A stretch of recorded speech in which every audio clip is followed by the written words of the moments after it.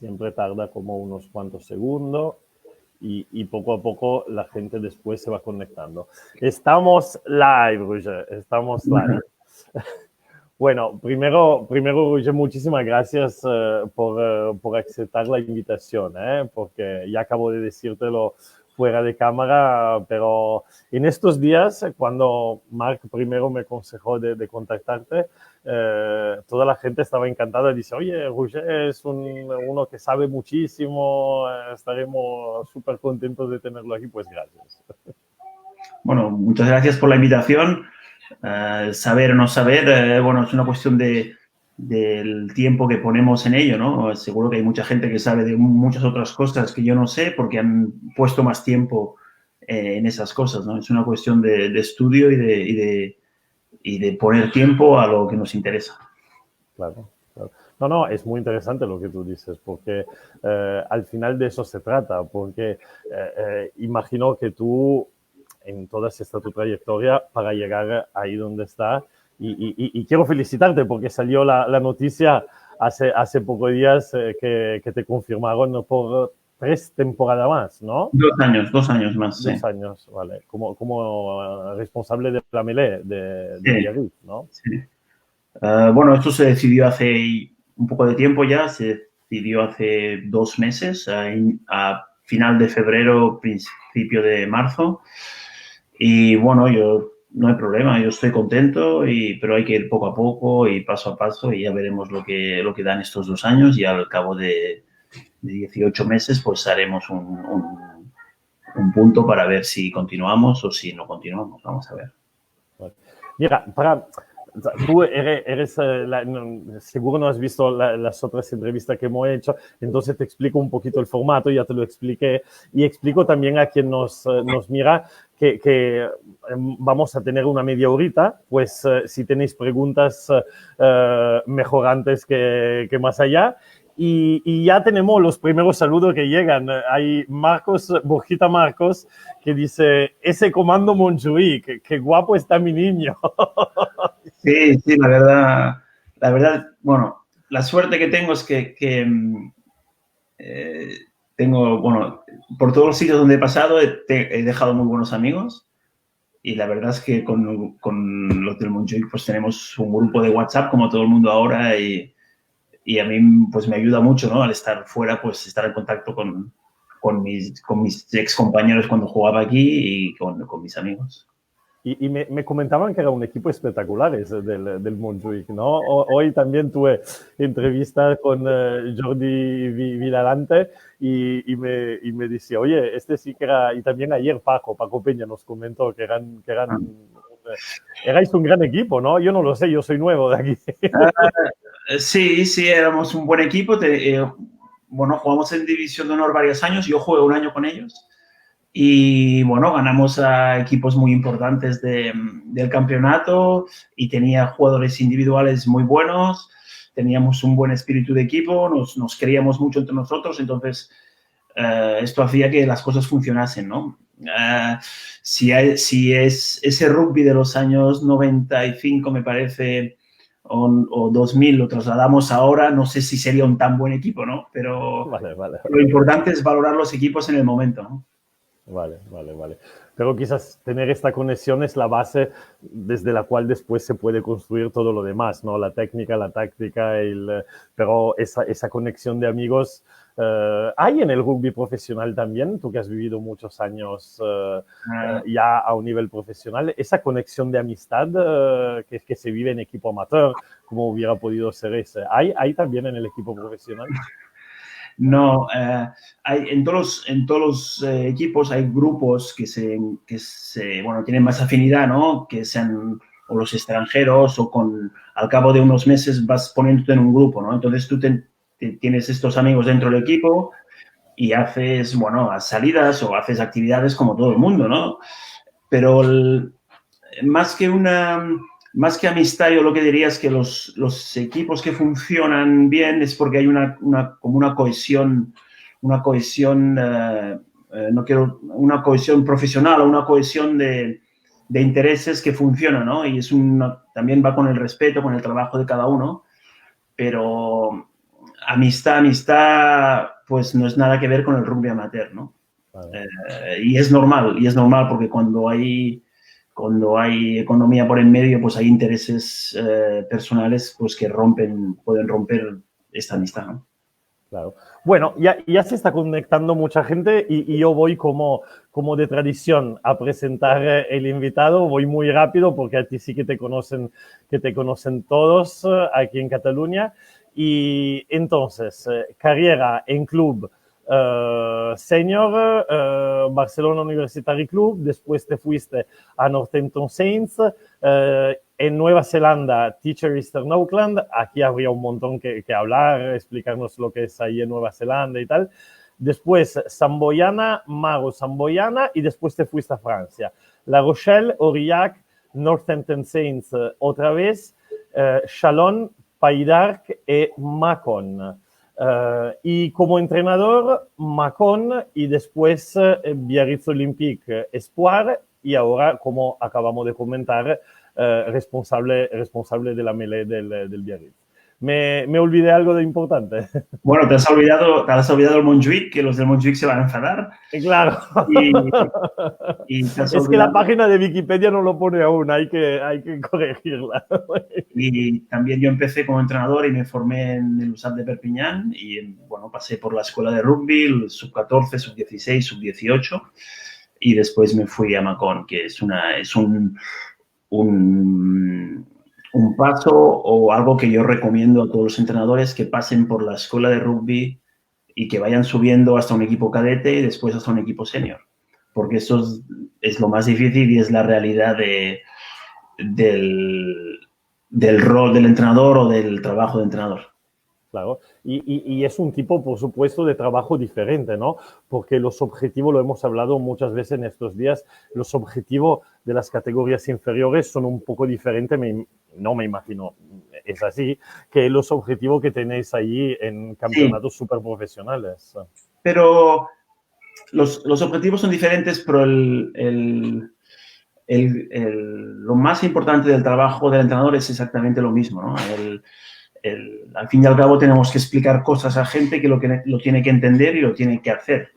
Entonces, evidentemente, a un nivel adulto hay que hacerlo de una manera y a un nivel, según las edades, hay que hacerlo de otra manera.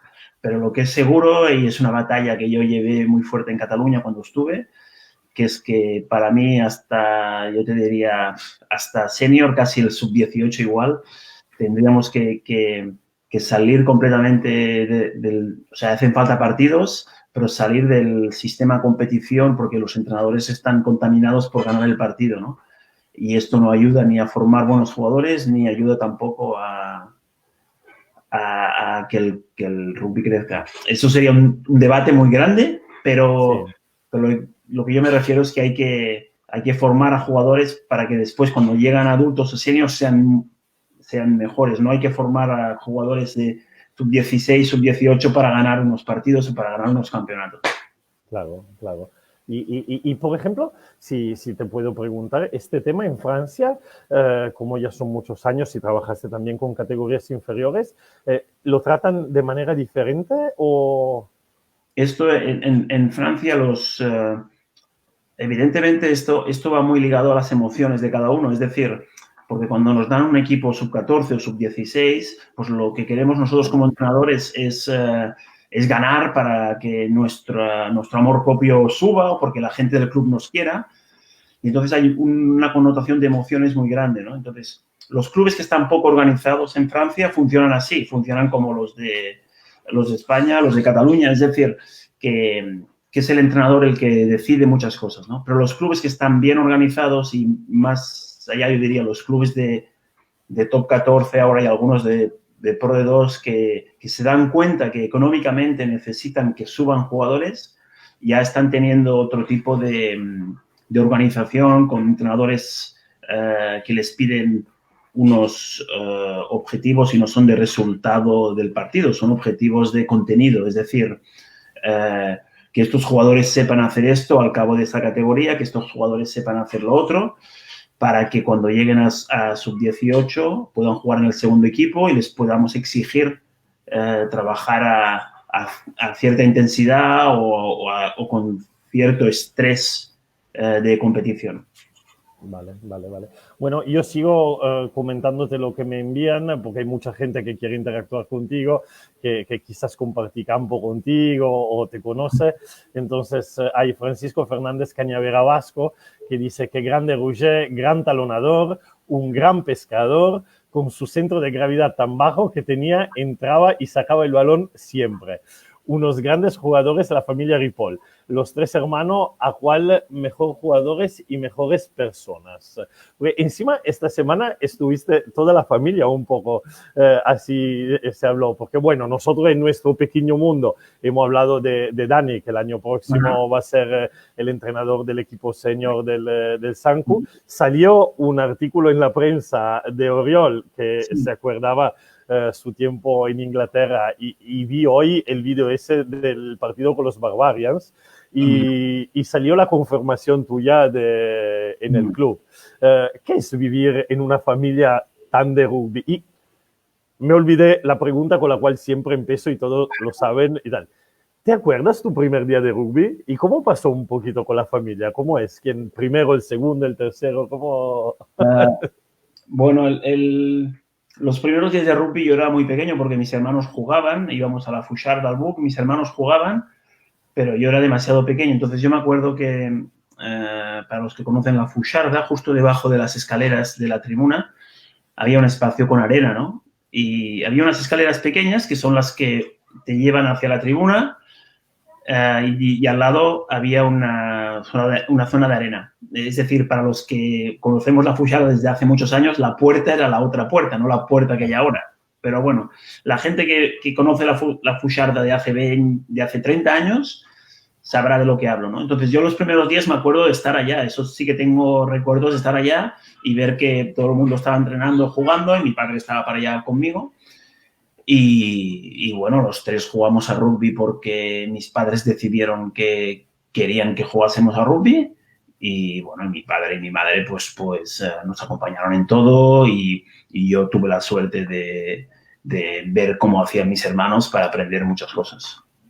Vale, vale. Porque tu padre, el primero fue tu hermano más grande, ¿no? No, yo pienso que los dos empezaron juntos. Dani y Yuri empezaron juntos.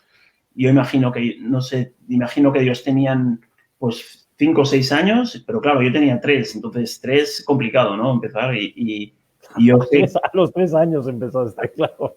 No empecé, yo a los 3 estaba por allá. Ah, vale. Claro, yo a los 3 no, entonces yo pienso que hacia los 5 empecé. No tengo una fecha, pero lo que es seguro es que yo me acuerdo de estar bastante tiempo sin entrenar y que ellos entrenaban, ¿no? Ellos entrenaban. Vale.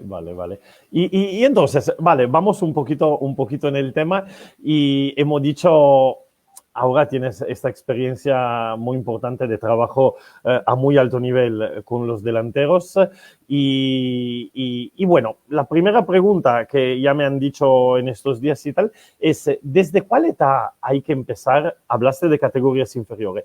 ¿Desde cuál edad, perdona, mi español, me dijiste catalán, pero español tampoco no. ¿Desde cuál edad hay que empezar a ponerse el problema? ¿Desde cuál edad hay que pensar, bueno, tú podrías ser un delantero y empezamos a trabajarlo y tal? Más o menos. Mira, yo hasta los 16 años, o sea, yo haría que todo el mundo jugase de todas las posiciones y hasta de primera línea y de jugar de 3/4, aunque sean jugadores muy pesados, tienen que jugar en situaciones diferentes porque la competición como la que está el rugby español en estas edades hace que no haya muchas fases de juego muy largas. Entonces, ¿qué hace? Que el jugador siempre repite a menudo a partir de una fase estática, ¿no? Entonces, este jugador, al fin y al cabo, si calculamos el tiempo que pasa en una melee o el tiempo que pasa pasando el balón o driblando o haciendo un rack o haciendo un maul, la proporción es muy alta y muy baja, ¿no? Entonces, yo lo que diría es que hasta los 16 años que los jugadores cambien de posición y hasta los 18 yo diría que cambien de posición porque verán otras cosas, verán otras maneras de entender el juego, verán otras maneras de entrenar Y yo sé que es duro para los entrenadores, ¿no? Pero los entrenadores tienen que ponerse al contrario. Yo invito a los entrenadores a que digan, mira, este jugador que pensábamos que iba a jugar esta posición, lo hemos visto en estas situaciones, hemos sido capaces de aprenderle esto, de enseñarle esto, y mira el jugador que tenemos ahora, ¿no? Yo sé que es difícil, pero para mí, hasta los 18 años, yo diría que hay que cambiar de posición. Y aunque lleguen selecciones catalanes, aunque lleguen selecciones españolas, no, para mí esto no tiene que ser determinante. No, es un tema súper interesante, porque a veces también es un desafío mental por el jugador, porque si está siempre acostumbrado a jugar solo en una posición, el día que le vas a pedir de probar otras cosas, él no se encuentra cómodo. Pero o sea, para mí hasta los 18 años el jugador tiene que jugar en diferentes posiciones, pero a partir de los 16 ya tiene que empezar a aumentar el tiempo de entrenamiento sobre unos roles que puede tener en una posición. Es decir, si vemos que un jugador pues, tiene muy buen juego al pie, lo más probable es que juegue de 3/4. Entonces, esto no impide pues, que durante una etapa de entre los 16, pues lo pongamos de tercera línea para que sea capaz de limpiar en los racks, para que sea capaz de placar, para que sea capaz de habituarse al contacto. Pero este jugador tiene que seguir entrenando su juego al pie, porque hay que reforzar nuestras fuerzas. No sé si me explico. Sí, totalmente. No, eso es muy interesante. Y Roger, en el juego de hoy, para tu experiencia, para tus conocimientos, ¿cuánto es la importancia de las fases estáticas como la melee? Yo me acuerdo que antes se decía, oye, si tú tienes una melee ganadora, ganas el partido. ¿Es aún así? ¿Está cambiando? ¿Cómo se podría imaginar estas cosas? A ver, la melee es importante, pero para mí yo diría que es un poco más importante que la touche, es un poco más importante que los saques de medio campo, porque hay un factor mental, ¿no? Hay un factor mental de la imagen de la melee, de la lucha, que eso nos da, evidentemente, cuando tu equipo avanza en melee, pues está reforzado, ¿no? Anímicamente. Y es un factor que en el rugby amateur uno es más grande y en el rugby profesional es un poco grande. La gente quizá pensará, porque los que han visto la final de la Copa del Mundo dirán, no, esto es lo mismo para todos. Y, por ejemplo, yo cuando se terminó la final de la Copa del Mundo vi el partido tranquilamente y mucha gente decía no scrum, no win y todo esto, ¿no? Pero al fin y al cabo, cuando vemos el partido, vemos que Sudáfrica pues, ganó la batalla del juego aéreo, Sudáfrica ganó en todas las fases defensivas y Sudáfrica, sobre los balones de recuperación, marcó los ensayos que tenía que marcar, ¿no? O sea, para mí no hay que... La melee es un poco más importante que la touche o que la recepción de medio campo porque hay este factor mental de lucha colectiva, pero tú puedes ganar un partido sin tener una buena melee. Bueno, y al contrario, puedes perderlo teniendo una melee que domina. Sí. Bueno, ahora hablaste de la final de la Copa del Mundo y así me sale de broma una pregunta. Claro, nadie no tiene la respuesta a eso, pero si no hubiera ese accidente a Sinclair, ¿hubiera cambiado un poco el partido? Sí, seguro, porque como tú me estás dando un cambio, el partido no hubiera sido el mismo. Claro, sí. Pero son dos tipos de pilares diferentes, ¿no? Y quizás ya no tenía los 80 minutos el pobre Dan Cole, ¿no? Bueno, yo, evidentemente, hablamos sin saber, o sea, hacemos una suposición, pero lo que yo estoy seguro es que este jugador no se esperaba entrar tan pronto al partido. Esto seguro. Después podríamos analizar cómo es un jugador, cómo es el otro, podríamos ver qué hubiera pasado si las meles, pero todo esto son hipótesis, ¿no? Y volvemos a lo mismo. El rugby es un deporte de contacto, hay accidentes del juego y Sinclair tuvo un accidente, tuvo un golpe y salió del campo y hay que aceptarlo. Claro, claro, claro. Bueno, ya siguen las intervenciones, las preguntas. Hay otra gente que te saluda, Alejandro Cristian Moreno, Mario Copetti, y hay una pregunta. ¿Cómo ves la importancia del uso de los sports en la temporada que viene por la incidencia del COVID en la economía de los clubes? Aquí en Francia el COVID está afectando, pero está afectando sobre todo a los equipos de primera división. ¿Okay? Los equipos de primera división hay jugadores que ganan mucho dinero y evidentemente el club está perdiendo dinero porque no entra dinero y tengo que pagar a los jugadores. Pero aquí el Estado francés, el Estado está pagando hasta una suma muy alta a los clubes de rugby que como nosotros estamos parados. Es decir, para los equipos de segunda división, el Estado cubre casi todos los contratos, pero para los equipos de primera no. O sea, si imaginemos que un jugador gana X, el Estado paga hasta aquí y esto es más o menos el nivel de segunda división. Pero en primera división ganan casi 2X o 3X. Y esto que hace que los clubes sí que estén en dificultades. A nivel Espoir no habrá ninguna incidencia. Nosotros tenemos una política donde formamos muchos jugadores, pero volvemos a lo mismo, porque económicamente es mucho más barato sacar un jugador de la casa que ir a buscarlo afuera, ¿no? Entonces trabajamos mucho en eso. Pero a nivel global no habrá una incidencia que cambie mucho del año pasado. Vale. Roger, una curiosidad. El otro día estaba entrevistando a un entrenador inglés, sudafricano, que entrena en Estados Unidos, en el Seven, con las chicas, Warren Abrams, y él me comentaba, oye, yo creo que cuando volveremos al campo, el juego va a ser diferente, porque nosotros entrenadores ahora tenemos demasiado tiempo para pensar, y todos están pensando cosas, cómo adaptarse, qué hacer y tal. El mundo de la melee también va a ser diferente. ¿Cómo se está evolucionando el mundo de la melee? Porque cambia cada año, cambian los comandos, cambian un poquito, hay cosas que cambian cada año. ¿Tú te imaginas que va a ser un poco diferente? Y quizás nos puede explicar un poco lo que está cambiando sin darnos ningún secreto, pero... No hay secretos, no hay ningún secreto. Bueno, para ir parte por partes... el chico decía que el rugby va a cambiar. Bueno, el rugby va a cambiar porque los entrenadores tenemos tiempo para pensar, pero los entrenadores a menudo decimos, nuestro cerebro dice, vamos a hacer esto, esto y esto y esto, y cuando llegas al campo ves lo que tienes y el tiempo que tienes y dices, bueno, vamos a hacer quizá otra cosa. O sea, es decir, está bien para pensar, pero para mí estos tiempos, estos 2 meses, no sirven para pensar cosas más complicadas, sino para pensar qué he hecho yo este año y qué no ha funcionado, ¿no?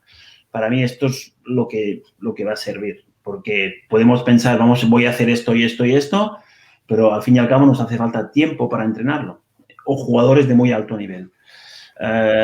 Después, referente a la melee, yo no creo que cambie mucho. Lo que sí que me cambia a mí, por ejemplo, me han dicho ahora que solo podré hacer melee colectiva 15 días antes de empezar los partidos. Es decir, que yo tendré 1 mes y medio donde solo voy a tener máximo 5 jugadores, ¿no?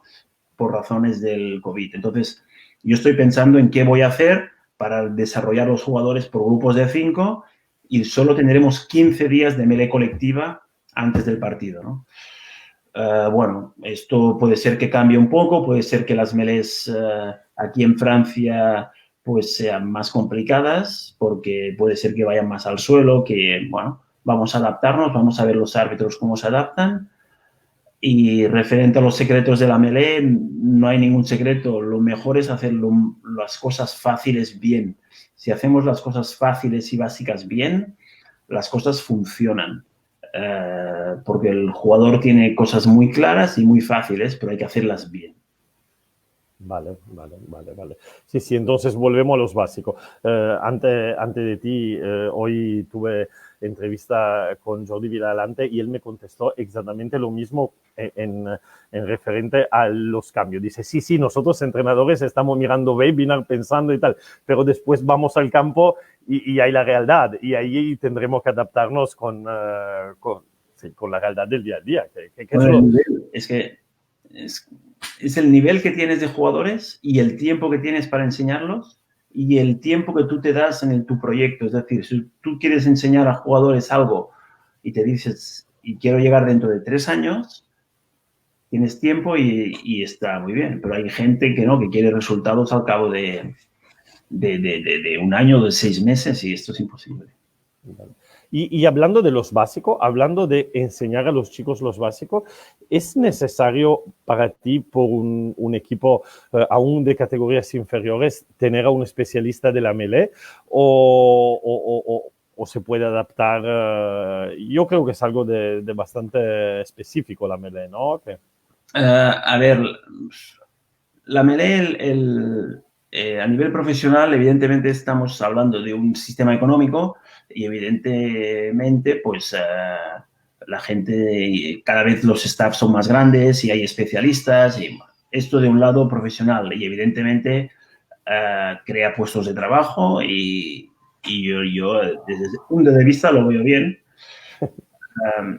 En el rugby amateur lo que es importante es saber que la posición de melee del primera línea es la posición que deberíamos utilizar en el rack, deberíamos utilizar en el maul, deberíamos utilizar casi en el placaje también.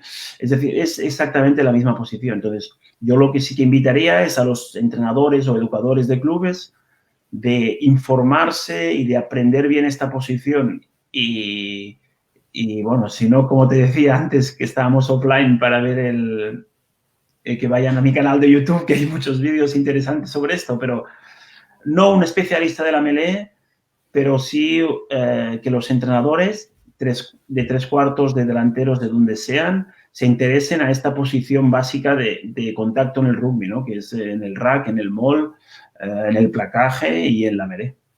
Sí, sí, sí. No, bueno, pues entonces al final volvemos a lo que dijiste antes. Si le pones muchas horas, le pones muchos estudios, tendrás también las claves para enseñarle bien a los chicos y tal. Si no, si nos basamos solo sobre nuestra experiencia, es más complicado, ¿no?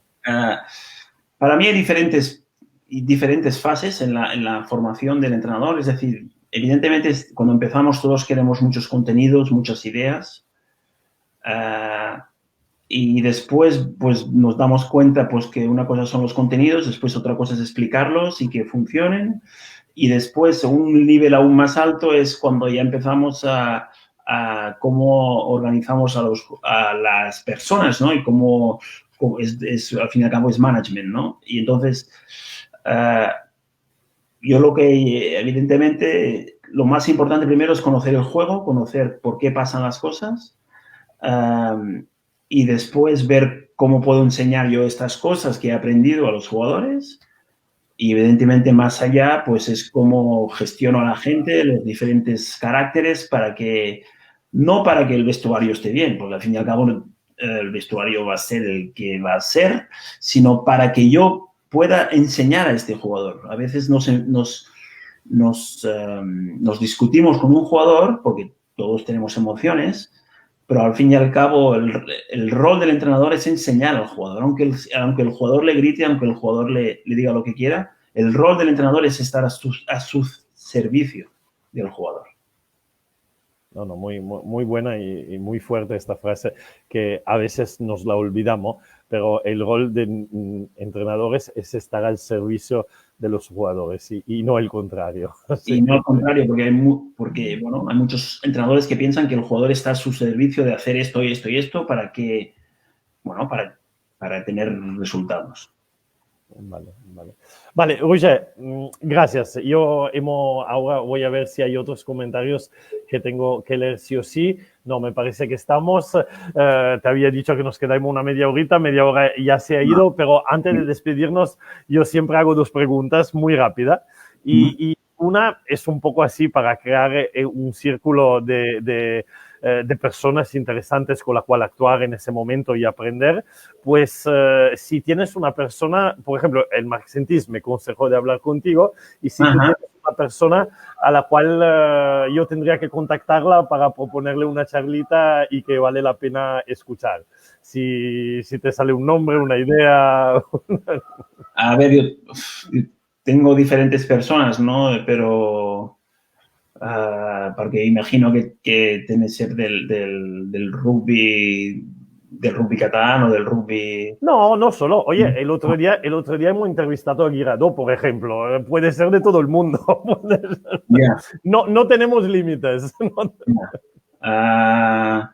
Bueno, pues yo te diría, por ejemplo, por ser una persona famosa, ¿no? Pero si te concede tiempo, pues uno de los profesores que a mí me marcó más en el INEF de Barcelona fue Cesc Uspar, porque debes conocer, que conoce todo el mundo, pero a mí es una persona que me marcó y me enseñó mucho. Vale, vale. Sí, no, sabe que, Roger, tú dices la verdad, que son personas famosas, pero yo lo que he visto en estos días es increíble. Que nosotros, gente de rugby, somos, bueno, segura y también por fuera del rugby, pero yo creo que algo que se ha quedado de muy bueno en el rugby es que somos personas dispuestas a compartir. El otro día, por ejemplo, hemos contactado a Guillem Guirado y él de repente estaba ahí y tal. Esta noche tendremos a Rimas Álvarez Caireles, hemos hablado con Omar Hassan y toda gente que está muy dispuesta a compartir. Eso es algo de bueno que nos ha quedado en ese mundo, ¿no? Al final. Y tú también, por supuesto. No, pero yo pienso que en los otros deportes es lo mismo. A veces el rugby tenemos tendencia a decir, bueno, que somos... bueno, a poner nuestros valores encima de la mesa, decir que somos los... Y yo pienso que en todos los deportes es así, ¿no? Los deportes que ya sea de alto nivel o amateur, el hecho de hacer deporte, de compartir momentos y momentos difíciles con gente, pues esto desarrolla una amistad y una complicidad. Y yo pienso, cuando estaba estudiando en la universidad, teníamos compañeros que venían de otros deportes. Y yo pienso que algunas cosas son particulares del rugby, ¿no? Porque hay este contacto que eleva al máximo esta solidaridad y complicidad en un momento dado del partido. Pero pienso que esto se repite en bastantes deportes. Esperamos, significa que tendremos un mundo un poco mejor. Y la última demanda, para despedirnos, la hago a todo para terminar con una sonrisa. Tengo tiempo aún, no hay problema. Bueno, perfecto. Y yo normalmente pregunto, bueno, en el mientras te saludan también de Bilbao, dice, estoy seguro que Biarritz mejorará muchísimo, Andoni Samperio Bilbao. Y bueno, si me dice que tienes 10 minutos más, te lo voy a robar porque llegan preguntas. Y Manuel Luque Surrera dice, no sé si has hablado, pero ¿cómo ve el rugby catalán y el rugby español? No lo hemos hablado, pero es un tema interesante. Bueno, yo estuve en Cataluña hasta el 2016, me parece, trabajando un poco con la federación, 2015-2016. Yo pienso que el rugby se ha desarrollado mucho a nivel de licencias, también a nivel de entrenadores. Sé que hay muchos entrenadores que se están formando, que se están interesados en progresar.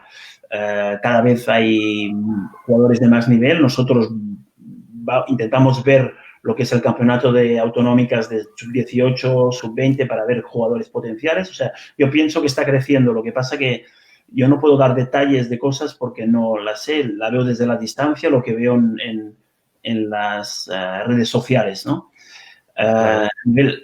Esto en Cataluña. A nivel español es más complicado. A nivel español estoy completamente desconectado, aunque a veces colaboro con ellos. Lo que sí está claro es que a nivel español venimos de 4 o 5 años donde pasó lo que pasó en la federación, había un déficit económico y esto hay que tenerlo presente. Es decir, hoy en día, pues el dinero es muy importante para hacer cosas. Y si tú empiezas a hacer cosas, pero estás en una deuda muy amplia, es muy difícil. Entonces, hay que ver, bueno, hay que evaluar las cosas y la situación teniendo en cuenta de dónde vienen, ¿no? Claro, quizás sin correr demasiado hasta el profesionalismo, porque por ejemplo el otro día con el mismo Warren Abram, que trabaja por la Federación Americana, él me comentó, oye, tenemos que ir a los Juegos Olímpicos, ahora la Federación, bueno, primero anularon los Juegos y segundo la Federación fracasó económicamente y pues quizás no tenemos que correr demasiado hasta el profesionalismo, ¿no? Para mí el modelo americano está bastante ligado a lo que es la comunicación, los sponsors y las competiciones, entonces puede ser que la federación, bueno, es una suposición, no lo sé, pues que quebrara por esto, no lo sé. En España el modelo es un poco diferente, ¿no? A nivel de federación, todo lo que es financiación, los sponsors deben ayudar un poco, pero me parece que debe venir del estado de World Rugby, de algunos sponsors, me parece. Vale. Tema profesionalismo, bueno, tema profesionalismo, yo invitaría una vez más a los jugadores a entrenarse como profesionales, aunque no lo sean, ¿no? Nosotros, cuando yo antes hablabas de gente que había jugado conmigo en Barcelona, había mucha gente que se entrenaba casi 5 días a la semana, que el día después del partido iba al fisio y no ganábamos nada, ¿no? Quizás pagaba para jugar. Sí, Quizás no solo no ganaba, pero pagabas para jugar, claro. Exactamente, pagabas para jugar, pero para mí la idea del rugby profesional tiene que haber dos objetivos muy claros, ¿no? O para ganar dinero, que eso para mí es imposible, porque hasta el balonmano en España es deficitario, o bien para formar jugadores de más alto nivel y que el equipo nacional saque jugadores mejores y que en este caso la selección sea mejor. Bueno, para mí son estos dos frutos, pero para mí si hay estos dos objetivos son completamente distintos si es para hacer dinero o para formar jugadores. Claro. Y, bueno. Gracias, Roger. Ahora sí que hemos tocado todos los temas que nos han propuesto los amigos. Hemos hablado un poquito de esa primera formación de las primeras líneas, de la melee, y volvemos a eso de la posición que tú hablaste. Pues invitamos todos a ir a mirar los vídeos. Yo estuve en esa formación que hizo Roger en Hospitalet y de verdad muy, muy interesante. Pues si puedes ir a mirarla y tal. Y la última pregunta que hago para despedirme siempre es la misma. Tu día de rugby más bonito, tu momento de rugby más bonito. Si hay que escoger uno en toda tu trayectoria, puede ser de jugador, puede ser de entrenador, puede ser de lo que sea. Bueno, hay un día muy bonito, ¿no? Que jugamos con Cataluña contra Francia, que jugamos los 3 hermanos juntos en el Estadio Olímpic y jugadores franceses profesionales muy conocidos. Y fue un momento muy bonito. Y también jugamos con mucha gente de los equipos donde había pasado. Es decir, fue un poco como un premio a la trayectoria que tuve en Cataluña, ¿no? Y jugar con mis hermanos, pues muy bien. Y jugar encima contra Francia, contra jugadores profesionales, pues aún mejor. Un gusto, ¿no? Un gusto.